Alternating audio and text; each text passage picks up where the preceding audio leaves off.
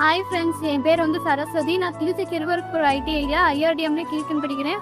இந்த வீடியோவில் என்ன பார்க்க போறோம்னா ரோபோட் எப்படி சொல்லணும் ஆன் பண்ணுறதுன்னு பார்க்கலாம். ரோபோட் செல்ல பார்த்துருப்பீங்க. இப்போ எப்படி ரோபோட் ஆன் பண்ணுறதுன்னு பார்க்கலாம் வாங்க.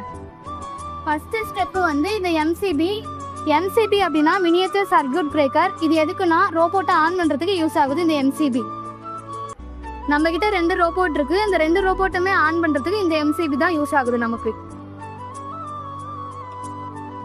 இதுதான் கண்ட்ரோலர். இது பேர் என்னன்னா YRC1000. YRC அப்படின்னா யாஸ்தாவா ரோபோட் கண்ட்ரோலர்.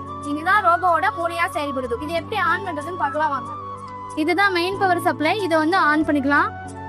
அடுத்த ஸ்டெப் வந்து எமர்ஜென்சி பட்டன் ஆன் பண்ணிக்கலாம்.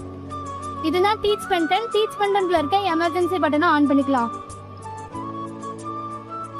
இது பேர் தான் ஐசோலேட்டட் டிரான்ஸ்ஃபார்மர். இது எதுக்குன்னா ஈவில இருந்து வர சப்ளைவை ரோபோட் சப்ளை பண்ணி வெல்டிங் மிஷினுக்கு கொடுக்கும்.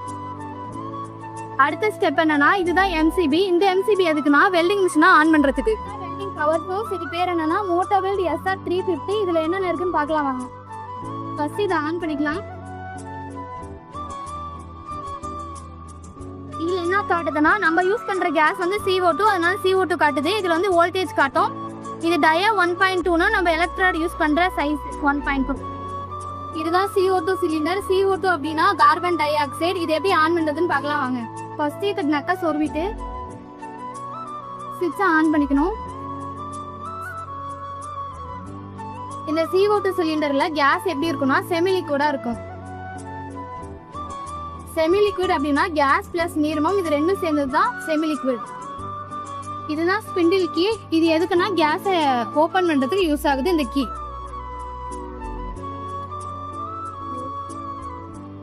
இதுதான் கேஸ் ஹீட்டர். இது எதுக்கு யூஸ் ஆகுதுன்னா லிக்விட் ஃபார்ம்ல இருக்கிறத கேஸா மாத்தி தருது. இதுதான் ரெகுலேட்டர். நம்மகிட்ட வந்து 2 ரெகுலேட்டர் இருக்கு. சிலிண்டரோட ப்ரெஷரை காட்டுறதுக்கு இந்த கேஜ் வந்து யூஸ் ஆகும். இந்த கேஜ் எதுக்குன்னா ஒர்க்குக்கு எவ்வளவு கேஸ் வந்து நம்ம யூஸ் பண்றோன்றத காட்டும் இந்த கேஜ். இது வந்து ஓபன் பண்ற கீ.